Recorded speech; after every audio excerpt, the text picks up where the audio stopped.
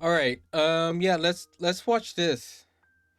I haven't watched none of this. I don't know why the thing's red, but what is Warhammer 40K?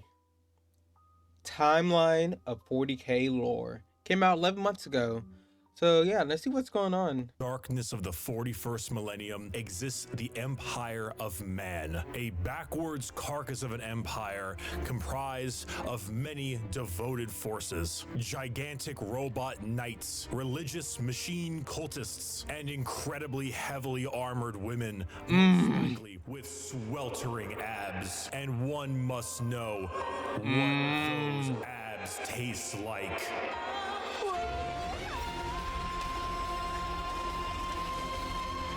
Okay. Okay, that's something.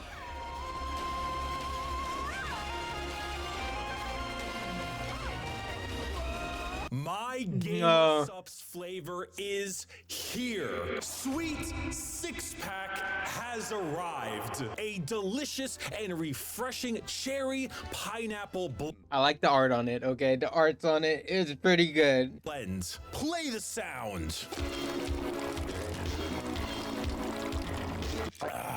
Yes, my Bricky's official Gamer Subs flavor is here. Sweet six-pack, not only in regular energy mode, but also in caffeine-free. The cherry pineapple flavor is not the kind of flavor that just smacks you in the face. It is light, it is refreshing, and it's one of those things where you sip it and you go, not bad. And next thing you know, you are having your fourth refill the same day. And it is available now. Link in the description. Use code BRICKY for 10% off your entire order. Not just for this, but for everything you buy.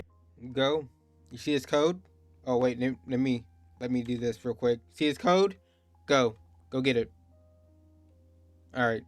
And I'm not done. If you buy any of these tubs, regular, caffeine-free of my sweet six-pack flavor, you will get a Muscle Girl 32-ounce shaker completely. That's pretty hot. I like that. I need to get this. For free. There are only a couple thousand of those shakers, so get it while supplies lasts. Oh man, We finally have this, but I told everyone, like, once you find out the flavor, you'll be like, yeah, that tracks, and damn straight does it track. Sweet six-pack available now. Code BRICKY, link in the description.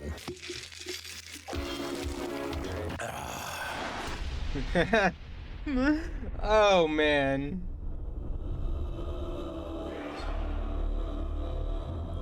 The age of knowledge and enlightenment has ended. The age of darkness has begun.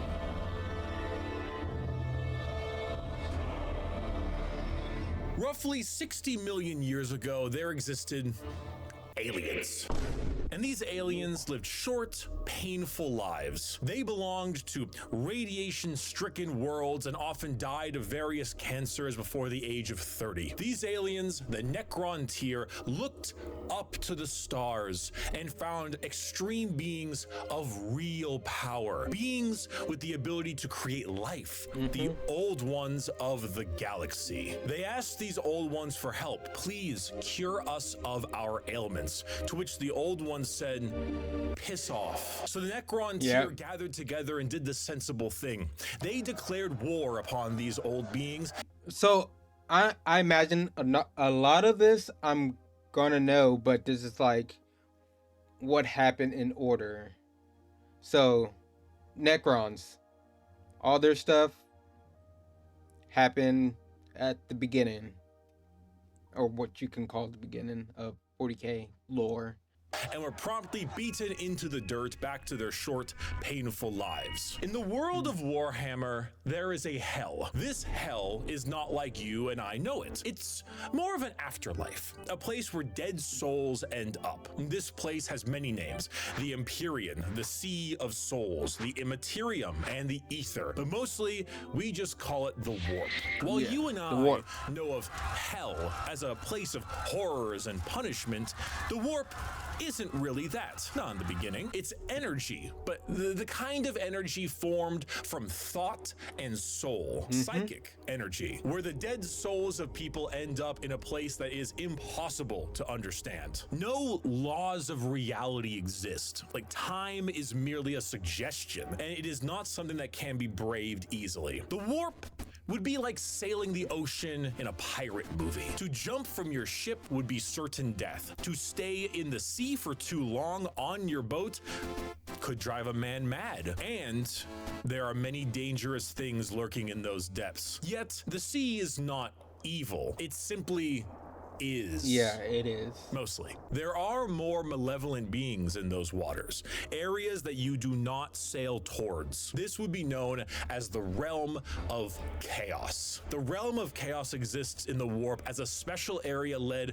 by 3 chaos gods. Khorne, the god of combat, murder, and slaughter, with a pile of skulls taken in his name. Tzeentch, god of change, mystery, and deceit, a confusing paradox of lies, schemes, and sorceries. And Nurgle, god of rot, pestilence, and Genshin impact. All things rot.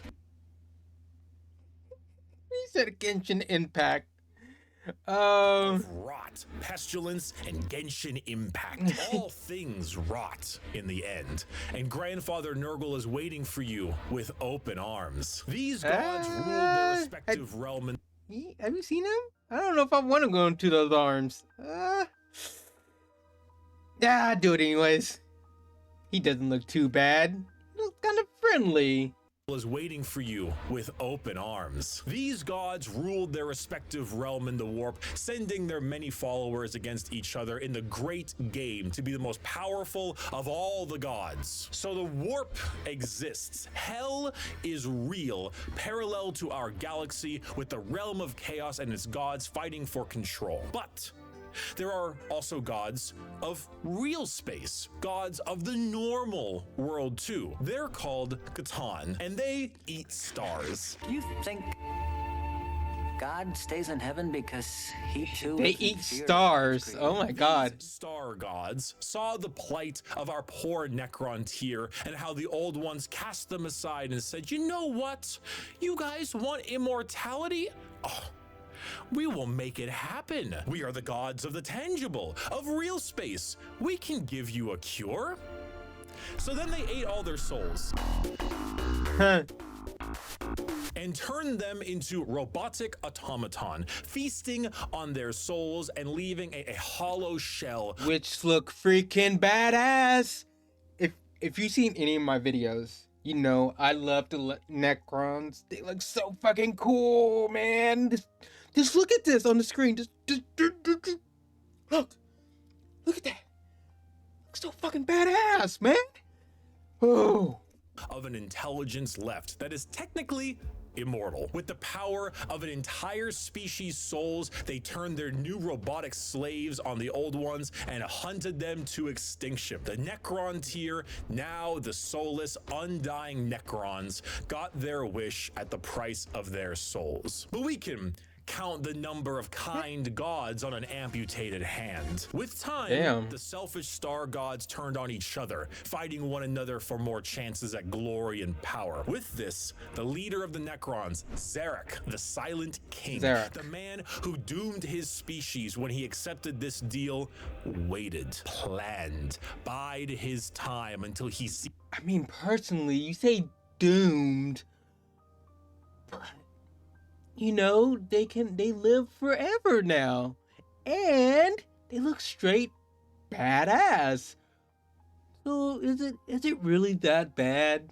You know, you may have to, I mean, do stuff that a god tells you to do, but come on now. Seized the perfect moment and turned his legions of undead citizens against the star gods. Gods cannot be killed, but they can be broken. So Zarek broke the star gods into thousands of pieces and locked them away in vaults, taking their free will away as they did to them, and sealed them away as basically Pokemon to be used as weapons in the future. Who's that Pokemon? It's Pikachu! It's the Void Dragon. Zarek then, with his perfect memory, exiled himself for his sins, flying out to the darkness between galaxies to atone for what he had done. This entire situation, the genocide of the Old Ones and the rebellion of Zarek, will go down in history as the War in Heaven. It is the most brutal war the galaxy has ever seen and ever will see. This was a conflict that took an entire galaxy-spanning species and pitted them against gods that ate stars. The Necrons, rather crippled from, you know, the War in Heaven, decided to go to sleep in gigantic tomb worlds on various planets until the upstart species of the galaxy died out. And so turns out, when you have a war that lasts tens, hundreds of thousands of years and involves the genociding of multiple species, the Old Ones of the galaxy, and the consumption of souls from an entire race, the warp gets a little wacky. You know, if you had a kiddie pool and it was nice and calm, Khorne is over there splashing about, so you don't really go in that direction. Nurgle has explosive diarrhea, so you don't really go in that direction either, but you can still kind of get in the pool. The pool's still fine. Turns out, when you add a couple trillion souls to that kiddie pool, it'll make the waves a little more turbulent. And turns out, a lot of them like to pick a side, Nurgle, Tzeentch, or Khorne. So the once calmer warp, the once relaxing kiddie pool, has now been bloated. A million years of war will certainly make Khorne, god of murder and slaughter, more powerful. A million years of war will probably make Tzeentch, god of deception and change, a little more powerful. And good God, a million years of war will make Nurgle, god of decay, oh, just the tiniest bit more powerful. Now, entering that kiddie pool is no longer fun, it's dangerous. The warp is now a problem. Hell is resembling hell a lot closer to what we imagined it originally. The Sea of Souls and the Realm of Chaos are now intertwined. So who else to brave the galaxy than a species that won't need to deal with that?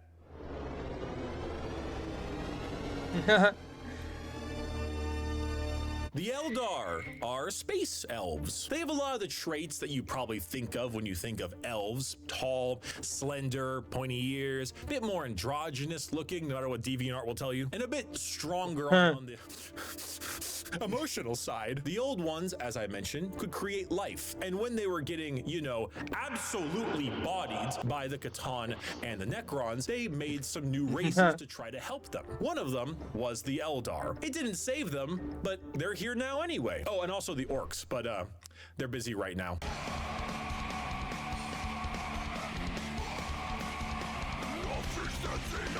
The Eldar are a particularly psychically powerful race, so they were really adept at being able to handle the new turbulent warp of chaos and good at killing Necrons, hence why they went to sleep. Being psychically gifted is basically like being a wizard, but you get your wizard powers from hell. This is called being a psyker, and basically if you want to do cool wizard shit like lightning from your hands or like Palpatine, you can do that, but you siphon the energy to do that from the warp. Luckily, the Eldar are very good at handling this without too many negative effects because, you know, summoning power from the Sea of Souls with the new Chaos friends can be a bit of an issue. But Eldar are pretty good at it. And you see, what's really cool and also awful about Warhammer is that most developed species travel long, faster than light distances by going through that warp. They create a tear in reality to unreality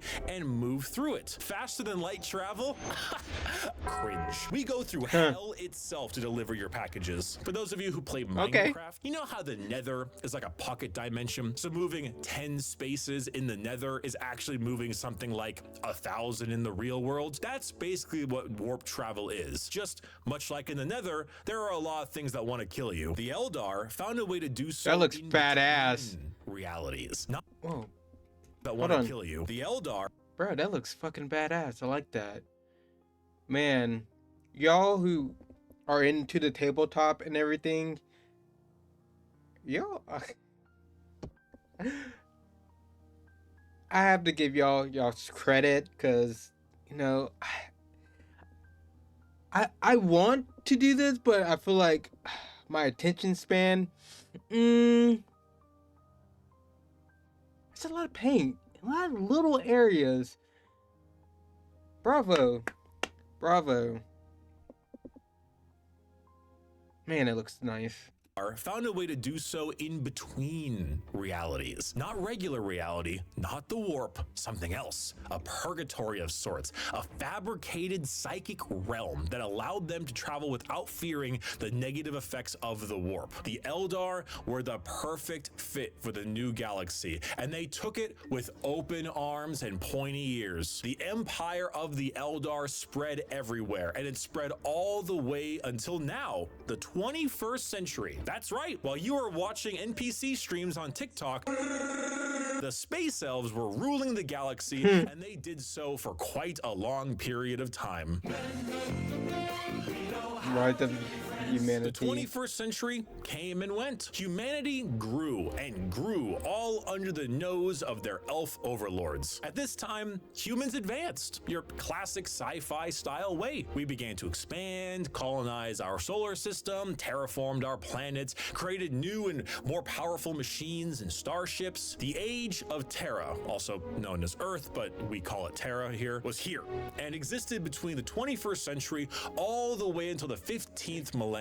Not much is known about this time, not much needs to be known. Humanity grew up, sought the stars. It's classic. Then came the years between 15,000 and 25,000, the age of technology, or to some, the dark age of technology. This is when humanity reached a new apex of technological understanding. When you think of sci-fi, there's a lot of things you can think of. Star Trek, maybe Star Wars style. Yeah. You can go cyberpunk dystopian. Yeah. The age of technology was deep sci-fi, like a scientific prowess that fringed on magic. This is also when the first ever psychers began showing up in humanity. Individuals with the genetic mutation to be able to access the warp and then, because of that, travel through it. Humanity was no longer constricted to their early ways of travel. With warp travel, they could go anywhere in the galaxy. They equipped ships with gigantic AI machines, with everything you would ever need to know about mankind, and sent them out on colony ships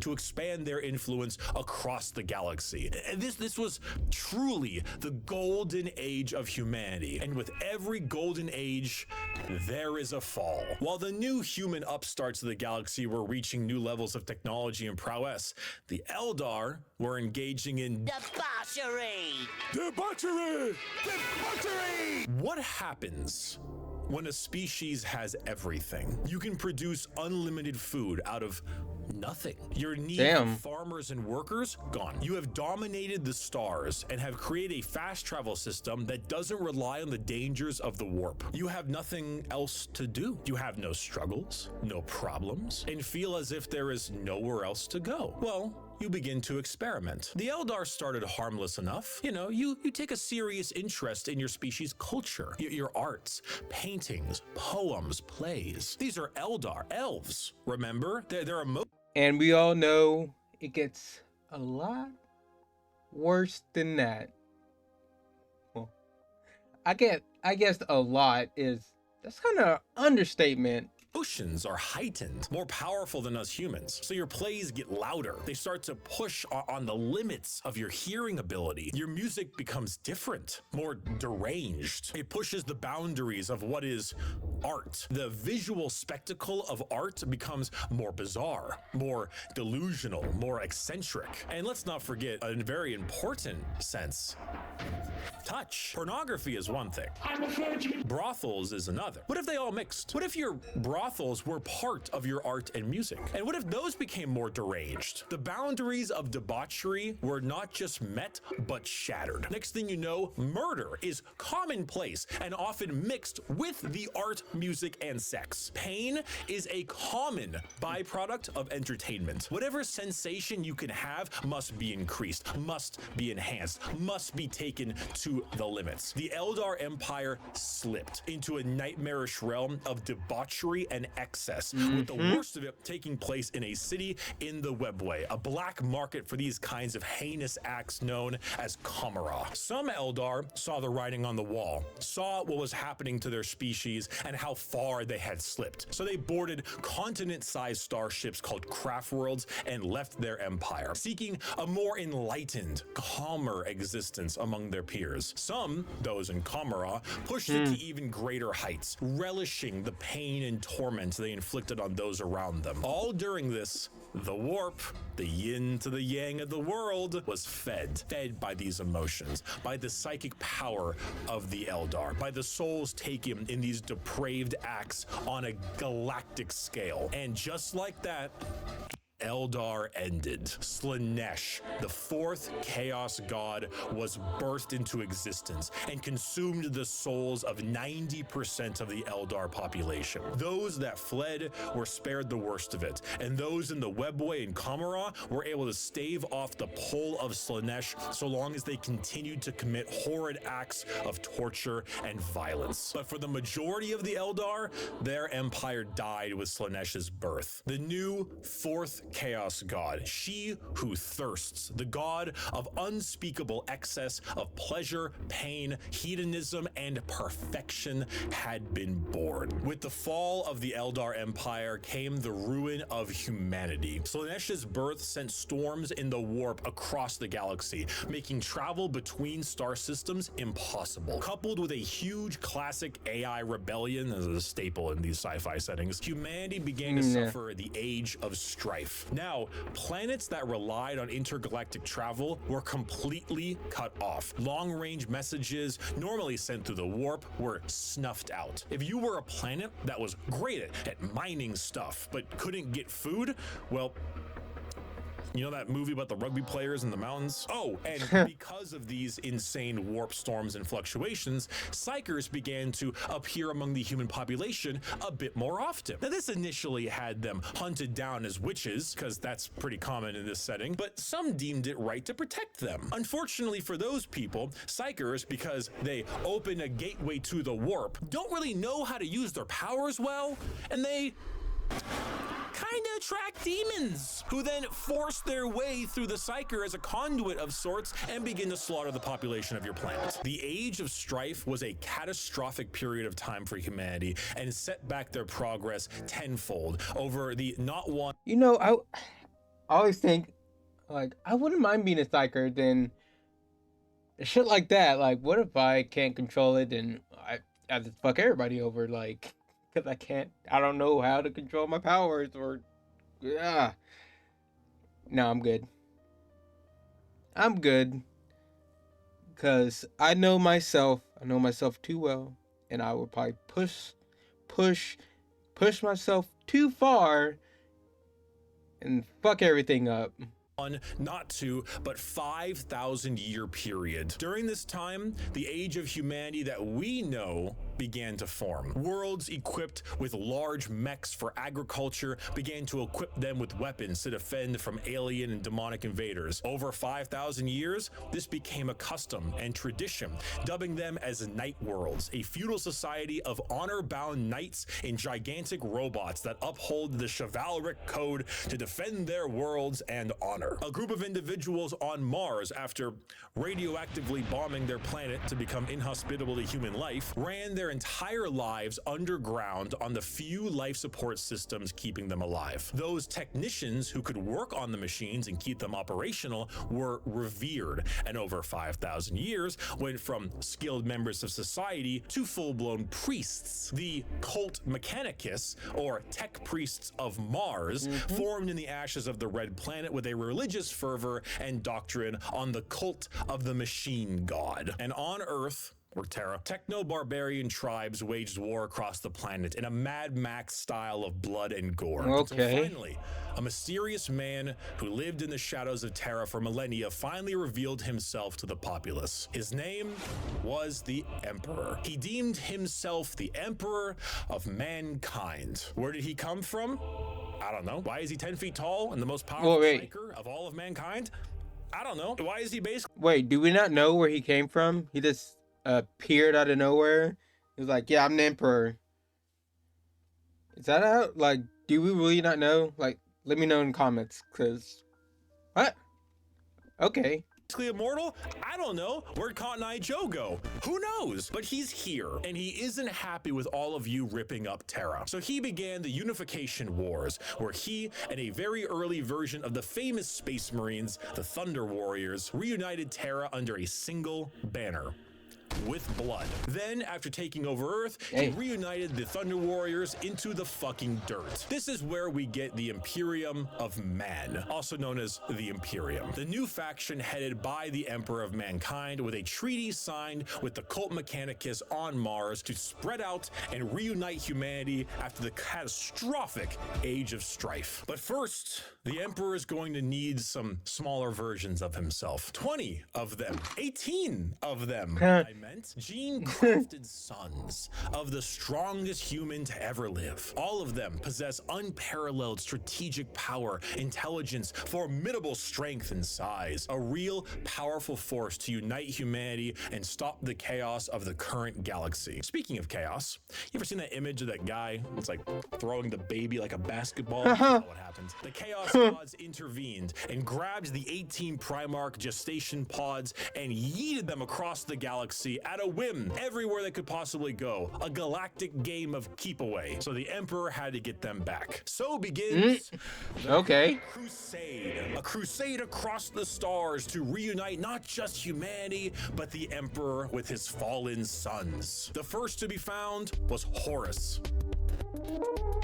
One of the strongest and most noble sons. The Emperor carried with him a legion of newly crafted warriors with genetic material made from their Primarch father. These are the newly made Space Marines. For Horus, his were the Luna Wolves. And as the Emperor continued on his great crusade, he found more and more of his sons, reuniting them with their individual Space Marine legions. Leman Russ, the cunning hunter with the Space Wolves. Rogel Dorm, the Phalanx with the Imperial Fists. Angron, the Barbarian, the very angry with his World Eaters. Fulgrim, the Perfect with his Emperor's Children. And Jagatai Khan, the Swift, the Stoic, and his White Scars. Those were just some of the 18, and one by one his lost Primarch sons were returned to him, and their Space Marine legions returned to them. The Great Crusade saw humanity once again reconquer the stars, returning worlds of humanity back to the Imperium and killing any and all who stood against their noble crusade. But in the years of the 31st millennia, treachery would break this all apart. When we don't know. Horus, the Emperor's most beloved and favored sons, named War Master for the Crusade, succumbed to the power of chaos and daddy issues. All because of that bastard Erebus. Yo, fuck Erebus. Slowly, Horus would be... I guess fuck him. Because of that bastard Erebus. Yo, fuck Erebus. Slowly, Horus would become corrupted, turning the Emperor's sons against him. This begins the most pivotal moment in our story, and the one that has like 50 books written about it, the Horus heresy. What? Hold on. And the one that has like 50... Am I tripping? Am I tripping? Tell me I'm tripping. No, those are all Warhammer books. These are all Oh my god. Oh my god. Is there channels that read most of these, or reads these, like, that I can watch? Because I'm dyslexic. I can't read this. This will take me my whole life.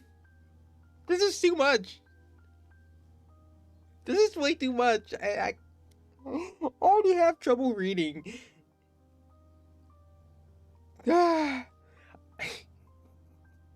probably wouldn't get through half of this before I died. Okay? It's a lot. books written about it, the Horus heresy.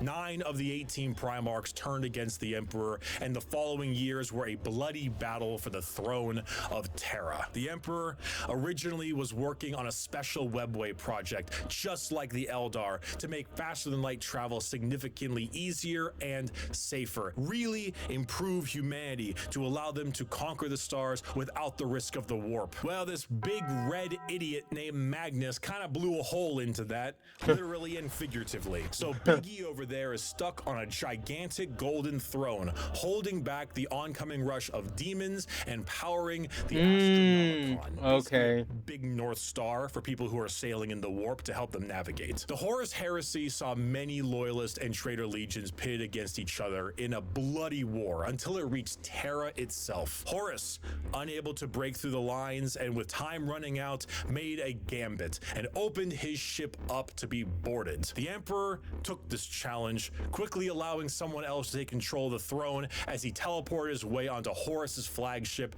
the Vengeful Spirit. The Emperor, unable to truly kill his most beloved son, changed his mind right quick when Horus strangled the life out of his other son. Hold on. So he can actually get up. I mean, I don't think now he looks like a corpse, but so back then he can get up and let somebody else sit in the chair and hold all that back. I imagine they couldn't do it as long as he can because he's like really powerful and stuff. Okay, that's cool. Control the throne as he teleported his way onto Horus' flagship, the Vengeful Spirit. The Emperor, unable to truly kill his most beloved son, changed his mind right quick when Horus strangled the life out of his other son, Sanguinius. Oh, no! I'm sure you've seen this image at some point. The Emperor then said, "I'm not gonna sugarcoat it," and proceeded to psychically blast Horus into complete oblivion, killing not only his body, but also his soul. Damn.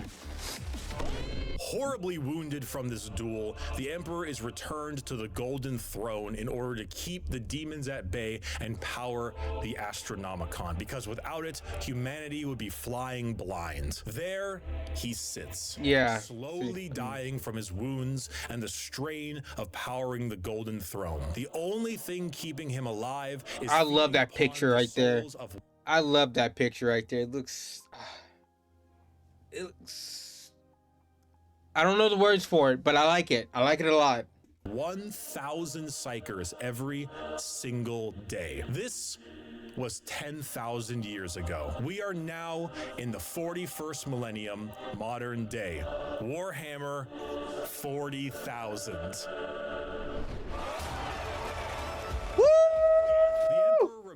On his throne. The Imperium is a rotting carcass of an empire, a fascist, xenophobic cult that worships the Emperor as a deity despite him never wanting to be seen as a god. Over the span of 1 million worlds, the ecclesiarchy, the Church of the Emperor, is spread throughout. Inquisitors with unparalleled power root out any sign of heresy or lack of devotion to their god Emperor. The other half of the traitor legions move about as Chaos Space Marines, raiding and pillaging the Imperium, while the loyalist half does their best to keep the Empire alive. All throughout this, they must endure Orc invasions, Eldar trickery, the reawakening of the Necron race, and the Great Devourer, the newest tyrannid threat from the darkness between galaxies that has arrived to feast on their worlds. What the fuck? What the fuck was that? The theme of Warhammer 40,000 is regression and intolerance. Every major faction in Warhammer has had an empire that spanned the galaxy only to be crushed back to a hollow shell of what they once were due to their own failings. Culture, the arts, personal freedom. Sounds like real life. Just saying.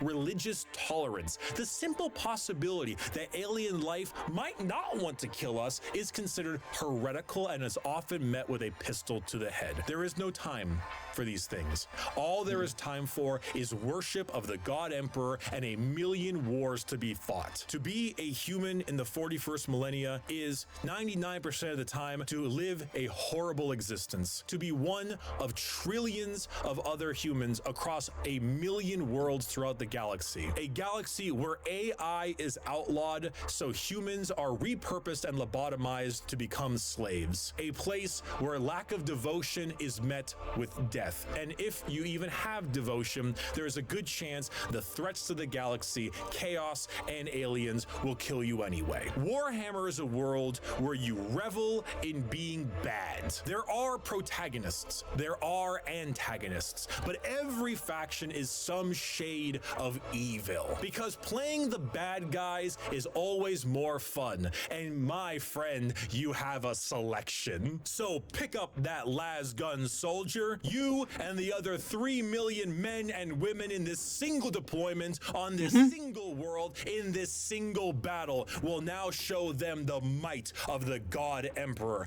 That weapon in your hands has killed 99% of the alien populations in this galaxy. Unfortunately for you, soldier, you're fighting the final 1%. May the Emperor be with us. Glory to the first man to die, for in the grim darkness of the far future, there is only war.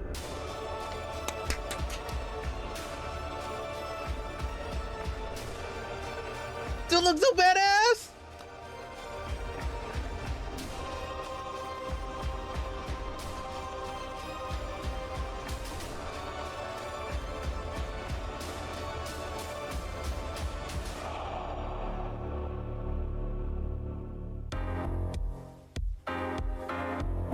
Thank you, everyone. I hope I have helped You're welcome. teach you about Warhammer. If you are a brand new Teach person me more. and you want to get a bit more about the world, there are multiple books that do a great job at showing off. Look at all the bugs. Look, don't get me wrong. Look, you have to understand. You have to understand. Listen to me. Listen. I have dyslexia. That doesn't mean I don't know how to read. I know how to read. It just takes me, my comprehension of words are very, very bad. It takes me a lot of brain power to comprehend something, to understand something, and it's super hard for me. Like, it's not like, let's say like something, let's go with a simple word. Cat, easy. But when a word is fucking like a 4-syllable word or something, or 5-syllable, it takes my brain a while to understand that, to comprehend it, it's a lot of brain power that I get frustrated. Oh, hey, what's up? You started a second book yesterday on Audible? Oh, Audible, yes, I can use Audible. I'm gonna have to get Audible. That would help me out a lot. Thank you, new viewer. Thank you so much. Yes, Audible. I could get Audible and go through all these books. Because me reading, yeah, it would take me a lifetime, maybe 2 lifetimes to read all of this. And I would love to get into the books. Thank you so much. Thank you, Audible. Well, I actually gonna have to get the money to actually get a subscription, because I am, dirt broke most of the time. Pay my bills, and yeah, I really don't have money left after that. We'll see what happens.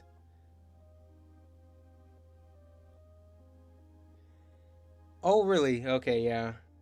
Yeah, if you didn't hear me, like, I don't know if I said it before you came in here, but yeah, I have dyslexia. Terrible.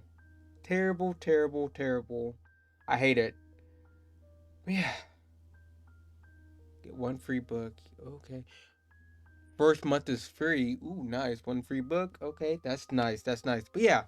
how the entire universe operates. For the most part, Warhammer is a setting, and often stories are told in that setting with a Warhammer coat of paint. Gaunt's Ghosts is Band of Brothers, but Warhammer. It's honestly one of my #1 recommendations for new people. Assassinorum Kingmaker is an assassin novel involving those night worlds. This is Mission Impossible, but Warhammer. Bloodlines is Blade Runner, but Warhammer. And the list goes on and on. So amazing. If I had to recommend a brand new novel for a first-time Warhammer enjoyer, these are the 4 I would recommend. Horus Rising, Caiaphas Cain, First and Only, Gaunt's Ghosts, and Infinite and the Divine. They are all fantastic novels, and they will get you acquainted with the world without needing to know too much. Thank you all so much for watching this video. Get yourself no a Gamer problem, Subs flavor. Ricky. Enjoy the new sweet 6-pack, and if you're curious and you want, you know, just a little lord, you can find him in the description as well on my merchandise store, orchidate.com. Thank you for watching, and may the God Emperor be with us. I love his videos so much. Bricky is so good. I like his videos. He seems very cool. But, you know, if you haven't, subscribe to him. Give him a like. All that good stuff. I understand that he has 1 million followers. And that's that's like way more than what I have. But, you know, go follow him if you know, and you know, check out his gamer subs, all that good stuff. You know, I have a link to his video and stuff in the description. Yeah, very entertaining videos. Definitely gonna watch more of his videos. You know, I like to react to stuff. It helps me out, and I would love, if you have any complaints, like, oh, you just stealing people's content. Well, it isn't like I'm just trying to pass this off as my content or anything like that. And like, I don't tell you to go subscribe and follow him or anything, you know. And definitely, like, I don't tag him and tag anyone. Like, I tag all the people, no matter what video I'm watching, and I put their video in the description. But yeah, a lot of the time they're a lot bigger than me, so does it really matter? Probably not. But yeah, if you want to see more videos, leave me a like, subscribe, and ring that bell for more. And I'll see you next time. Peace.